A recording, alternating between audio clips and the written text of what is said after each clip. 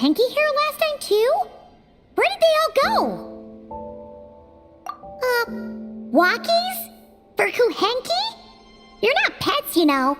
Oh, well, looks like we just came at a bad time. Let's try again tomorrow.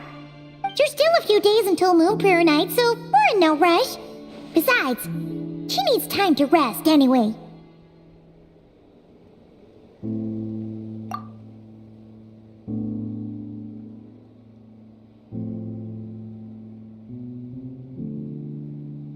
Kalamina! Are you back yet?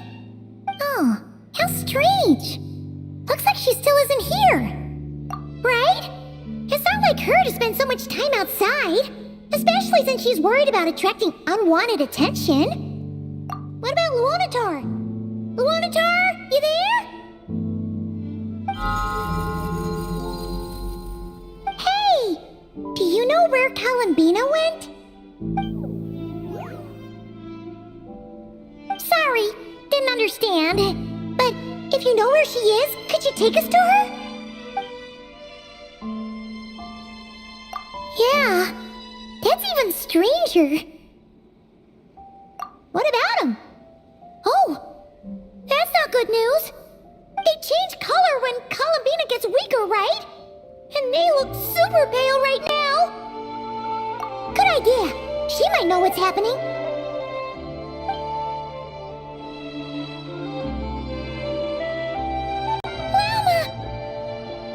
Ah, it's you. How is Kutar? Is she okay? No, she hasn't. I came here to check on her after I noticed the flowers had changed color. Based on past precedent, she must be very weak right now. Even getting up to walk would be a struggle. It seems unlikely that she wandered off outside. Not to mention that she doesn't do that at the best of times either. So yeah, this is super weird. No. Very few people are in the know about Kutar's whereabouts. And if anyone suspicious had visited, they'd have left some sort of evidence. Come on, let's go to Nasha Town. If anyone has seen her, someone there will know about it. It's not Cry's information hub after all. Makes sense. Let's go!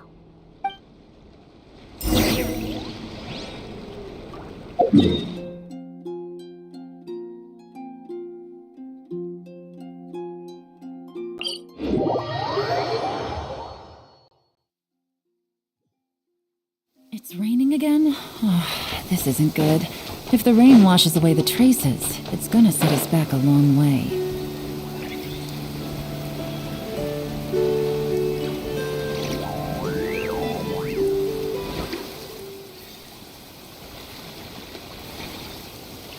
Wait a moment. Is it just Paimon, or is this stall kind of suspicious? It's never been here before, right? No, I don't recognize it. Alas, your free and easy adventure time is over. Now, prepare to face the final boss of Nod Cry. Whoa! Where'd that voice come from? Not sure, but it's definitely hostile. No, not that way.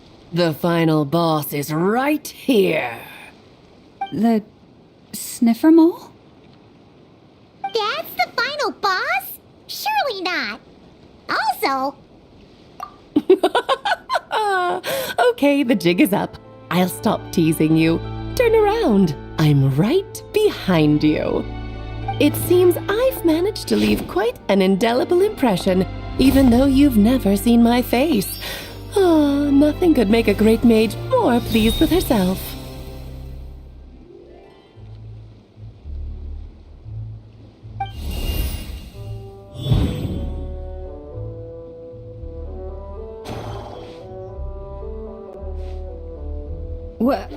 What is going on? I've heard that all the big shots in Teyvat have long, wordy titles that stun people speechless when they make their entrance. Unfortunately, none of them are affiliated with the Hexenzirkel, and we ourselves keep a very low profile. The notorious name-dropping doesn't quite work for us. Still, I, for one, think I'm really quite amazing. So that didn't stop me from coming up with a title anyway. Alice! It's really you this time? Not a lantern or a Dodoko, but Alice in the flesh?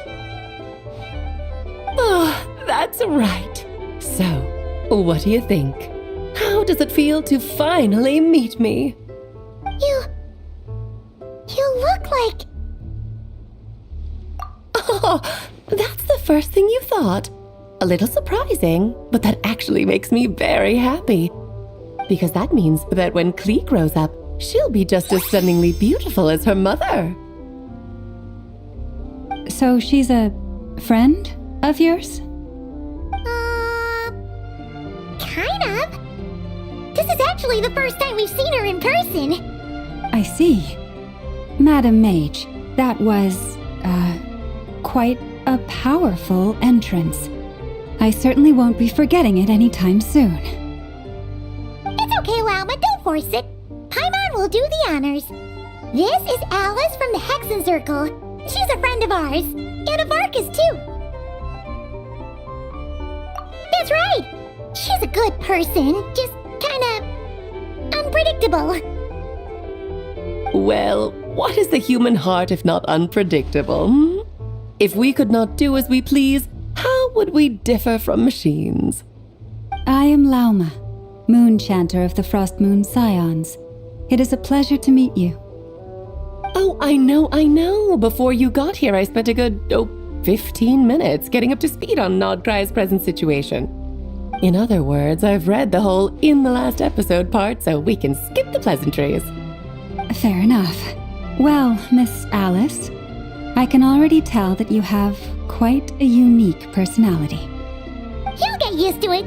Paimon sure is. So anyway, what are you doing in Nodcry, Alice? Oh, I thought I told you already. This time, I'm the final boss. And what a formidable foe I shall be. Powerful, confident, decisive, and good luck finding my weak spot. You will never succeed. Oh, drat! My one weakness, and you found it in an instant. Fate has been dealt a devastating blow. Thus falls the great Dodo King. Why are you playing along with this nonsense? For funsies, of course. What's wrong, Paimon? Are you disappointed in me? Am I a gigantic letdown? No, it's just... you seem like a busy lady. And this is the one time you've shown up in person. Paimon figured it would be for something more high stakes than just goofing around. You're quite right. I'm here in Nocturne because something big happened. Something big enough it caught the attention of the Hexen Circle. It concerns the 3 moons, Tevat's borders, and of course, the moon goddess you are currently searching for. Kind of. Why don't we discuss this over a pot of tea? My main reason for coming on this trip to Tevat was, of course, to have some fun. But I do technically have a job to do as well, namely, maintaining the stability of Tevat's borders. I'll skip over the complicated parts, but to sum it up, abyssal energies are all that lie beyond Tevat's border. We'd find ourselves in a real pickle if they ever made it through. And the phantoms you've been seeing are a sign that the border has been disturbed. No wonder they tend to show up around Moon Prayer Night. Is it because the real moon is now so close to us that its power can cross the border? In part, but only a negligible amount passes through. Just enough to influence the verdant crests and so on. And as you've noticed, there has been an unprecedented number of phantoms appearing this year. The influence of the moon beyond the border cannot explain this. No, there is another far greater factor at play. The trilunar syzygy. A trilunar syzygy. Eons ago, before the heavenly principles came to Tevat, it was the then 3 moon goddesses who controlled the laws of this world.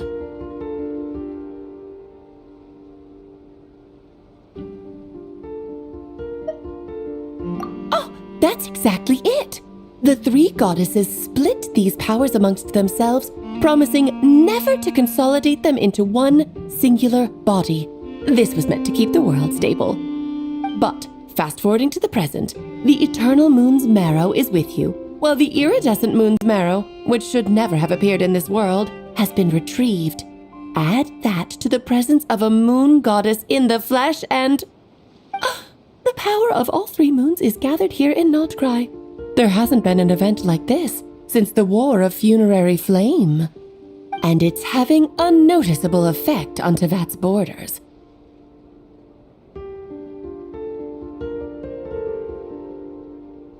Because I wish to give my darling daughter a peaceful, sunny environment to grow up in. Is that a good enough reason? Kinda sounds like you're dodging the question, but it does make sense. Well, that's one reason anyway, and the most important one. The others are a little complicated to explain. For instance, cleaning up after dearest Miss R. Albedo could tell you more about that if you're curious, but right now, I have a more important question to ask you. Why are you collecting the moon marrows? I see. Nicole told me about that legend once. Nicole? You mean Mage Anne? Oh, so you remember.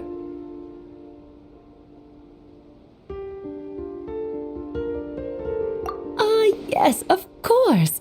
That was a story about fate, her area of expertise. But back to the story of our dear moon goddess. I'm afraid her intended method of returning to the moon is unlikely to work anymore. What does that mean? She may be missing, but she hasn't gone anywhere. She has disappeared.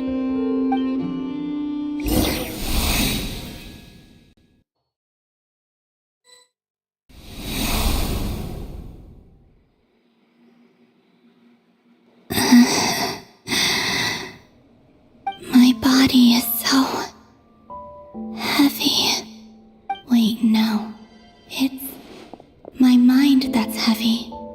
My arms and legs are as light as a feather. What's happening to me? I feel drowsy, like I've been asleep for too long. Is it daytime or nighttime? Is the moon out? I think I'll go for a walk.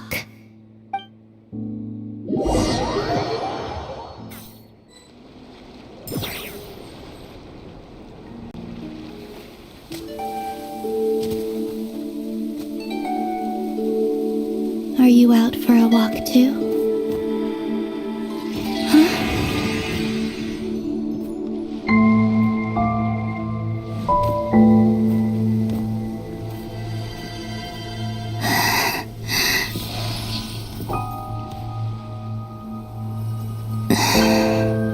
The day has come at last.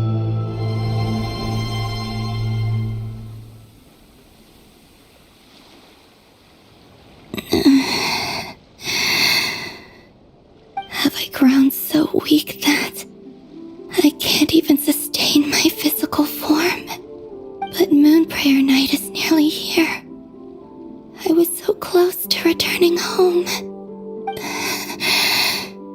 Death is near. Is this how it ends for me? Will I return to the moon after I disappear? Or... I don't want it to end like this. So far, at least, I still exist. Even if not physically, I can still feel. But as my power wanes, I'm sure that too will fade. I suppose I might take one final look at this world. The world where I was born.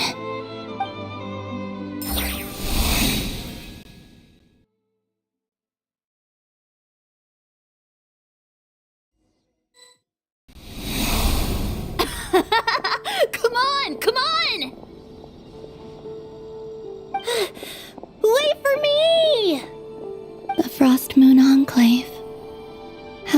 much it has changed since I was born.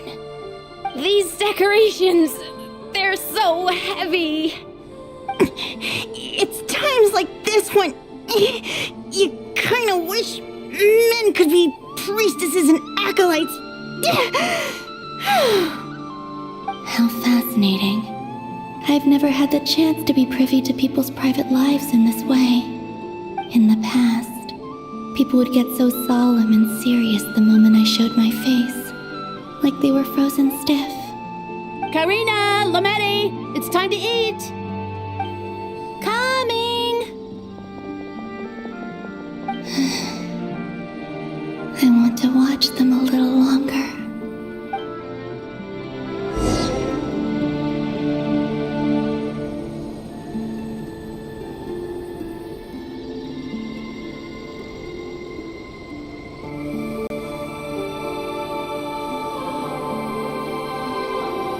So just fill these balloons with air, right? Yep. Try a couple now to test things out. The rest can wait till Moon Prayer night. Think fast. Rita! Teasing an acolyte of the Frost Moon Scions? Surely that's a punishable offense. Take this!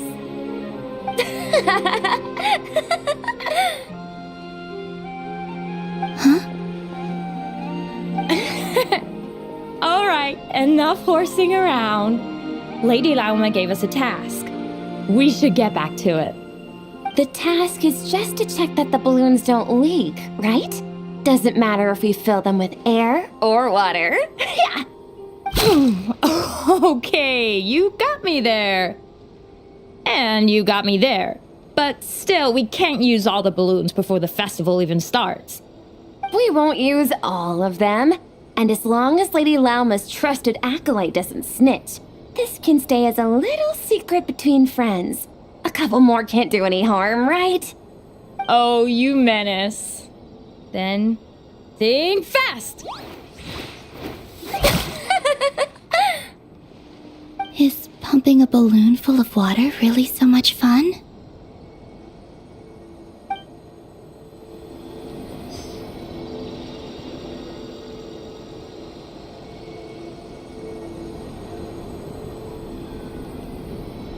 Yep.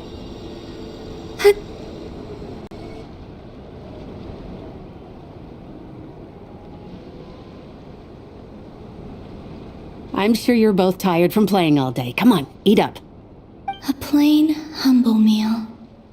That has always been the way of the Frost Moon Scions. Huh? How come Lametti got a midsummer berry dessert? Oh, I always get Lockaberry. I don't mind sharing. You can have a bite of mine if I get to have a bite of yours. They're sharing food? I've never shared food with anyone before. Even at the Harbinger tea parties, everyone just ate off their own plate. And when I couldn't finish my food offerings from the Frost Moon Scions, they'd leave the leftovers out under the moonlight for the animals to claim. Hey! That was 2 bites! Then you can have another bite of mine. Oh, you too. Oh, don't fret now. Here, have some of Granny's too. So this is what it means to be family.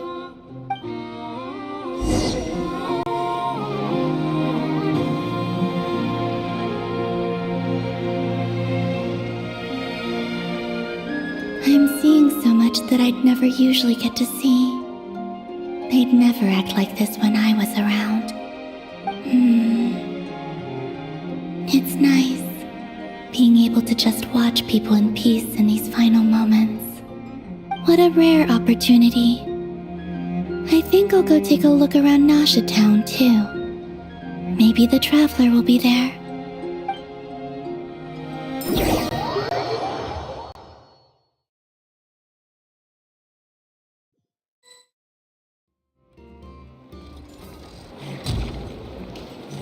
After the War of Funerary Flame, the moon goddesses were no longer recognized by Tevat.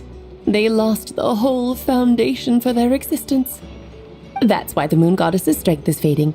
She cannot withstand the world's rejection of her. To be more pedantic about it, the moon goddesses did something to offend the heavenly principles, and that's why they were ousted. Something of a recurring theme in Tevat's history. Theoretically, speaking so candidly should put me in their crosshairs too, but they can't tell me what to do. I'll say whatever I want. Anywho, the moon marrow energies were but a drop in the bucket for her, and that battle against the Ray Hair of Solnari only weakened her further. Fortunately, it happened close enough to Moon Prayer Night when the Kuvaki concentration here is high. That's the only reason she managed to survive this long. What do you mean, fortunately? You said she disappeared. We're too late. Oh, what a headache. I thought this was all common knowledge. I guess I have some more explaining to do. Okay, buckle up. It's time for another lecture.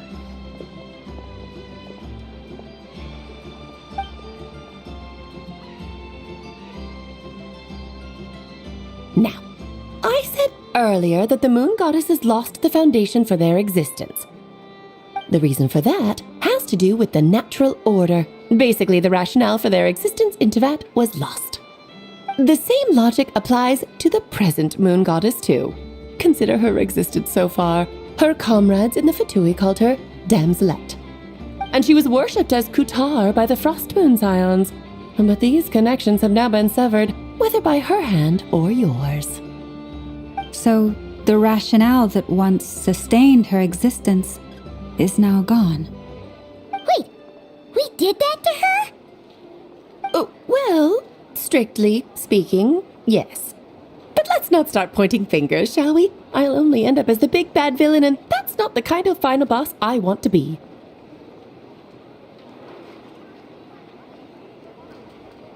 Of course I do. I'm only the greatest mage in the whole entire world. Now, if you wish to find your moon goddess, there are two problems we need to solve. Firstly, we'll need to strengthen the connection between her and Tevat, at least enough to sustain her until Moon Prayer Night. Strengthen her connection. But does that mean I'll have to rally all the Frost Moon faithful behind this? I'm afraid a bygone faith and a former home won't be of any help to her now. Do you know her name? Her name? Yes. Names are very important things. A name is a fundamental concept that anchors one's entire existence. Then your first job is to find it. As a moon goddess, I'm sure she must have a name she identifies with. Neither Columbina nor Kutar is her true name, and she's never really accepted either of them. So, finding out her real name is enough to sustain her existence? Yes, I know it sounds like a small step, but every journey begins that way. So for now, that's all we need to focus on. The second problem is with her plan to use the moon marrows to return to the moon. Unfortunately, piercing through the false sky will take an enormous amount of power. Given her current condition, she won't be able to provide anywhere near enough power, even if she recovers her physical form. But no need to fret. Nicole's the expert in this field, and I'm sure she'll figure something out. Wait, Mage N is going to help us out too? That means we've got 2 Hexacircle mages on the case. This is turning into a pretty big deal. Actually, this is more of a side quest for me. Like you said, I'm a busy lady, so I can't stay for too long. I'll have to return to Tevat's border soon. That's the upside you get for looking out for my little Klee. Hopefully that will incentivize you to carry on keeping her company in the future. Anyway, jokes aside, you'd better get moving. It will take quite a miracle for the moon goddess's consciousness to hold out till Moon Prayer Night. Oh, I suppose I might as well tell you where Nicole is before I leave. Off you go now. Time to meet your new friend. Oh, yes, and a little suggestion. Don't forget to mind your heads. What? I wonder how Durin's doing. I should really go see him before I head back. You really are super busy. I most certainly am. There's so many children I have to keep tabs on just in Mondstadt. Durin, Albedo, Venti, Varga. Klee didn't make the list, huh? Of course not. Klee is my pride and joy. I have no qualms about her, because she's the best child in the whole wide world. Yeah. Klee's a little angel. Mm-hmm. I'm glad you agree. Well, all the best. See you when I see you.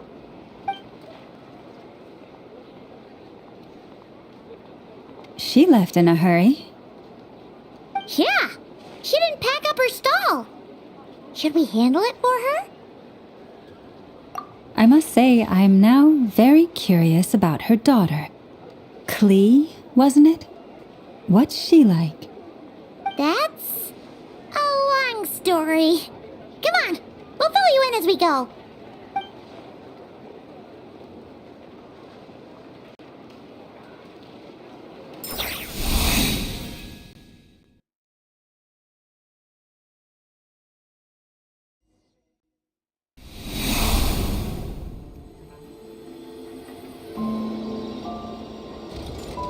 What a lively place. I've never experienced Nasha Town like this before. Hey, you old geezer! Your hammer's rusted through!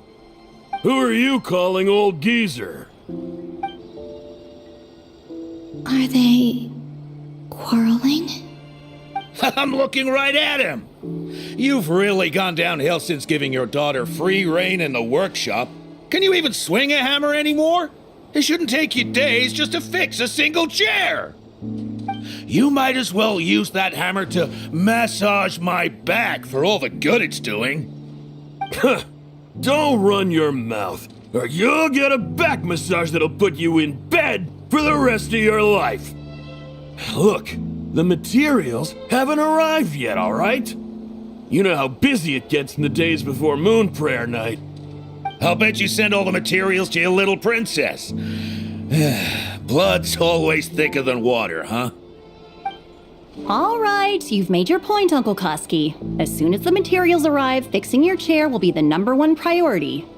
And Dad, if you've got time to chat, why don't you lend me a hand, See? Lolka knows what the score is. I guess they're friends. But the way they spoke to each other was so ugly. Then again, it wouldn't be the first time I've seen something like this. Columbina! Sing outside my door in the middle of the night one more time, and I'll unscrew your vocal cords. You hear me? Oh, Zandrone. So that was her way of trying to be friends with me. What a pity. I won't get the chance to say any ugly things in reply.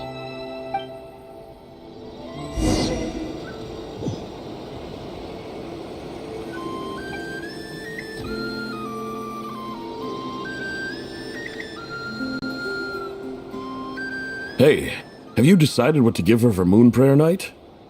I sure have. She's gonna get the surprise of her life when she's least expecting it. Then I'll whip out the ring and pop the question. The surprise of her life. What a fun turn of phrase. Cool, I get the picture. You can spare me the gushy details. Ooh, looks like we have a customer. Hello there, ma'am. Would you like some Moon Prayer Night candy? Huh? Is he talking to me? Can he see me? Here you go.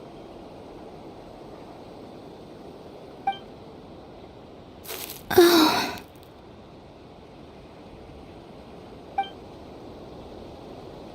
Come back anytime. Right. Now, where were we? I don't know why, but I still held out hope.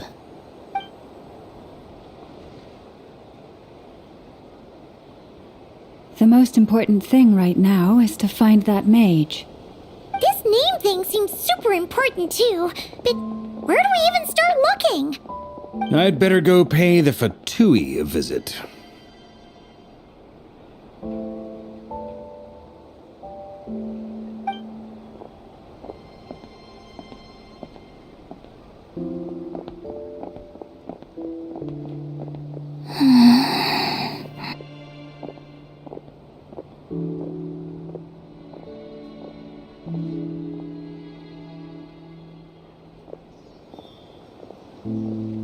Columbina?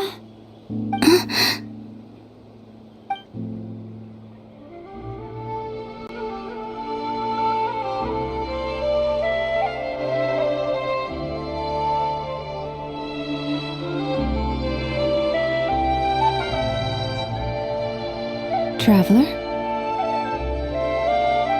Let's go! This is no time to be spacing out!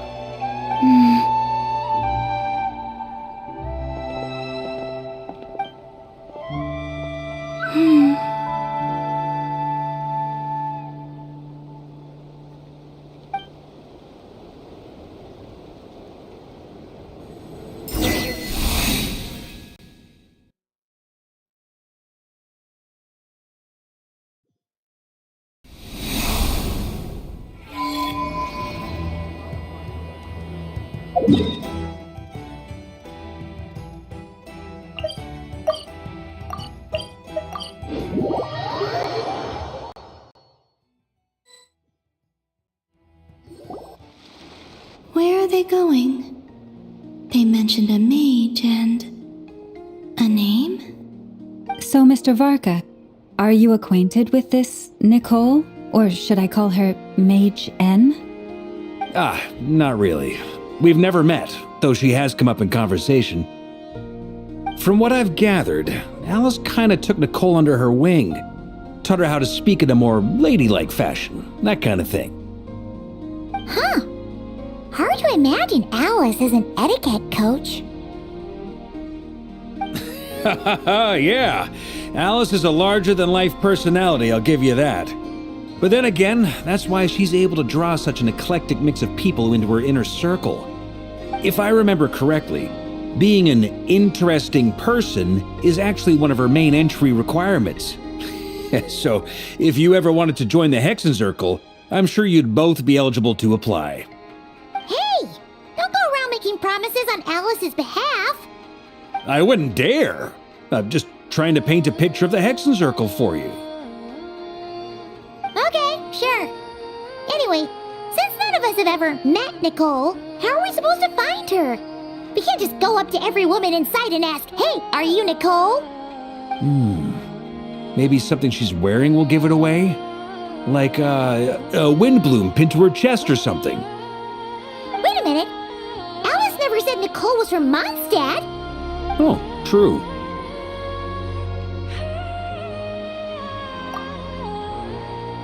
That would be... this young lady, then?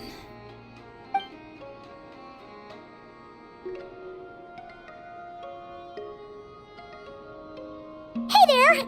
Sorry to disturb you, but... are you Miss Nicole? Varka, Knight of Boreas of the Knights of Favonius. Alice might have mentioned me before. If we got the wrong person? Sorry. Well, this is awkward.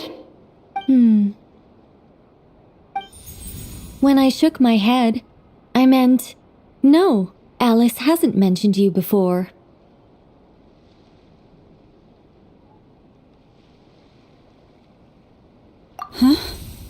Where is this voice coming from? My apologies. For certain reasons, I am unable to speak. This is the only way I can communicate with you. It might take some getting used to, but I hope you can understand.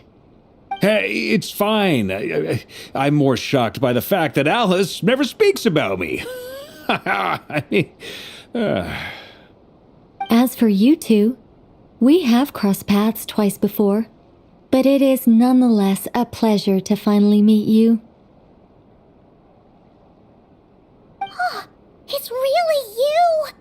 Thanks for all your guidance in the past! You're quite welcome. This time, things are different. We have reached the unwritten pages of the story. You might say that we stand at the crossroads of fate.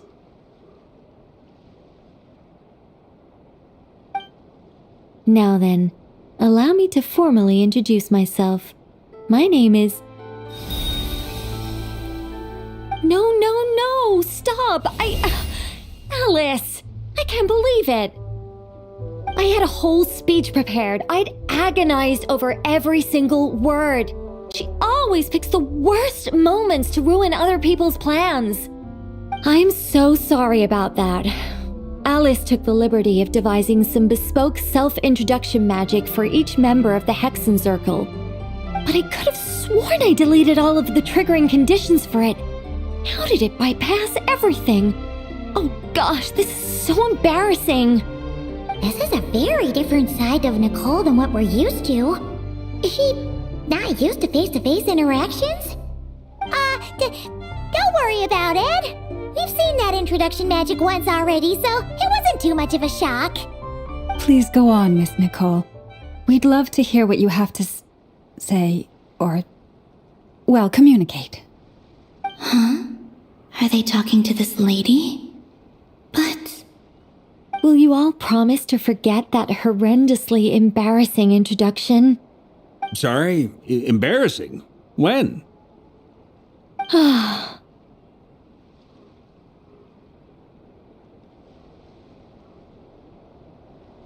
Yes, my name is Nicole, and I am one of a very few angels who have retained both their preferred form and their power.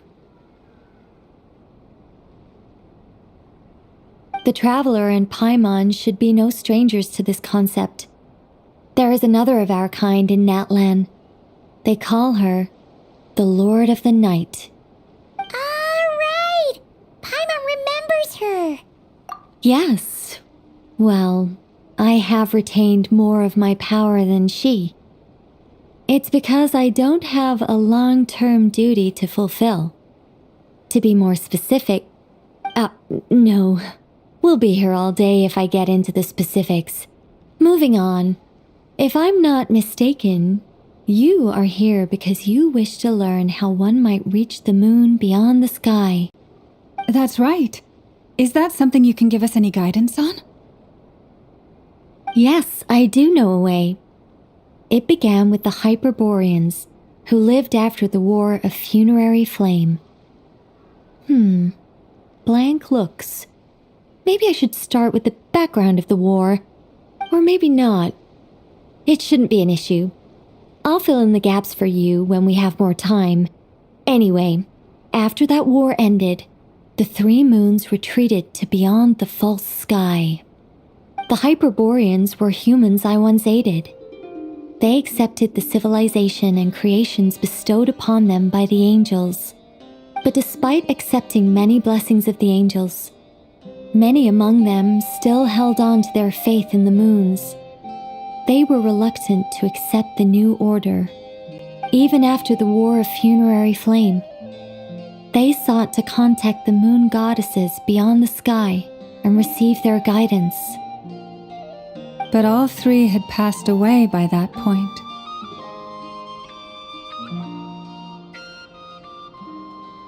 This mage has a unique method of communicating. Is she talking about the moons? Yes, but they did not know. And so, still they prayed for the moon goddess's mercy. After building titanic structures that consumed vast amounts of Kuvaki, at last they glimpsed the moons and heard their voices. But of course, they were gravely disappointed, for it was then that they realized the three moon goddesses were dead. Oh, that's such a sad story. It is. Humanity was in a very sorry state at that time. The angels who had once aided them were gone, and the War of Funerary Flames had left them homeless and destitute. Just a second, I gotta ask. How relevant is all this history to the task at hand? Well, I mean, it's... Okay, it seems we've drifted into irrelevant narrative waters. It's been a while since I've had the chance to speak inside someone's head. As soon as I got started, I lost control and the words just flowed out like a waterfall. What I'm trying to say is... Right, yes, that's it. The relevant part is the ritual created by the Hyperboreans. The fact that they bypassed the false sky and saw the true moons implies that they successfully built a connection between Tevat and the outside world. Which means, with enough Kuvaki and a sufficiently stable connection, it should be feasible to send one person over the border.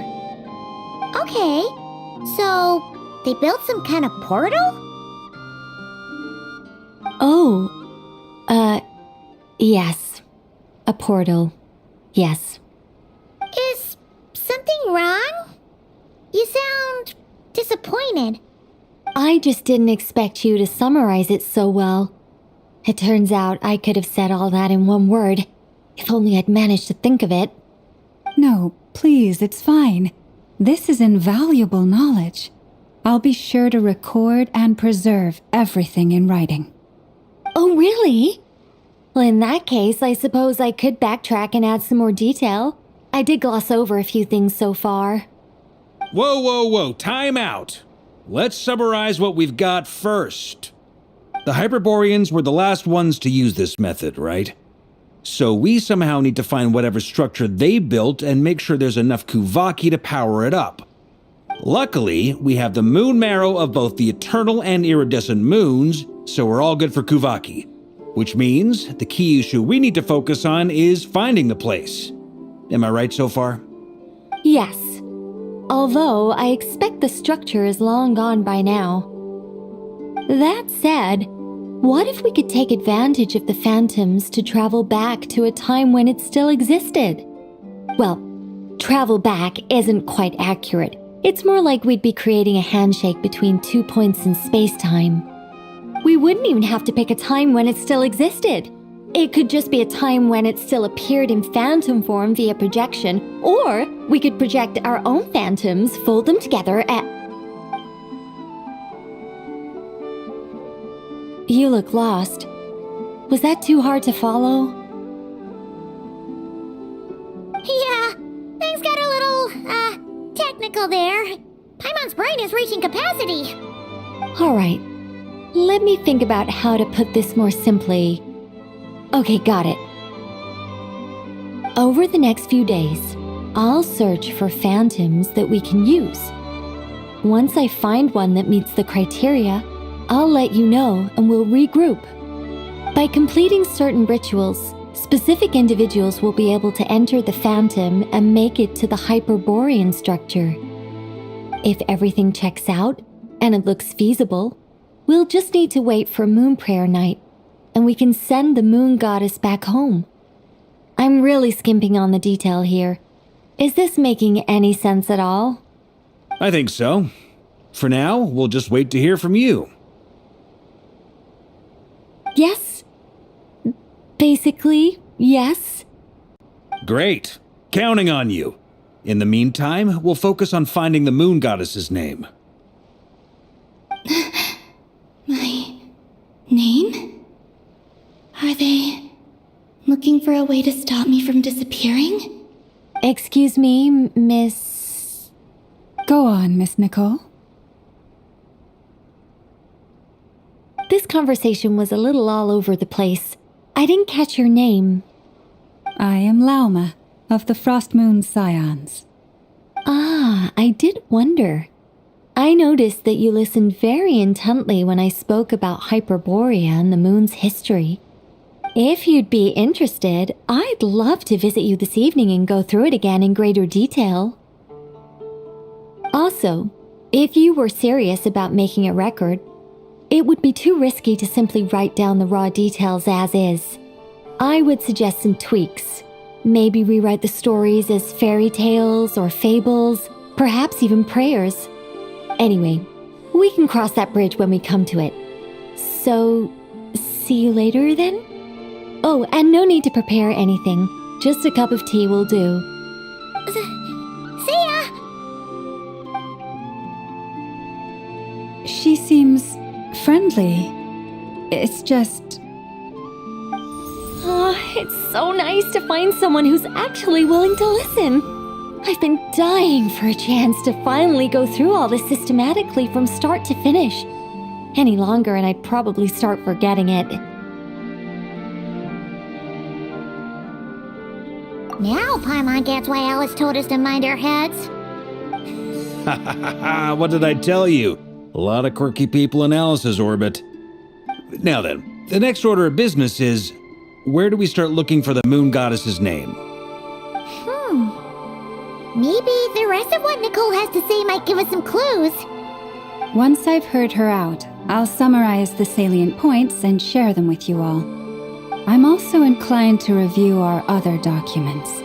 Yes, our faith was first established by our Hyperborean ancestors, but many of the more factually accurate records are from after Kutar's birth.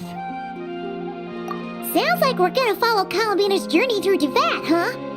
In that case, we'll start by heading to the Frost Moon Enclave. Sounds like a plan. Take this with you. I'll see about getting in touch with the Fatui. It'll probably just be Arlecchino and Sandroni again. They're the only ones who would want to help. Thank you, Mr. Varka. Don't mention it. Honestly, I'm more comfortable dealing with the Fatui than prying into the details of a young lady's childhood. Catch you later. I should follow them, just in case there's some way that I can help.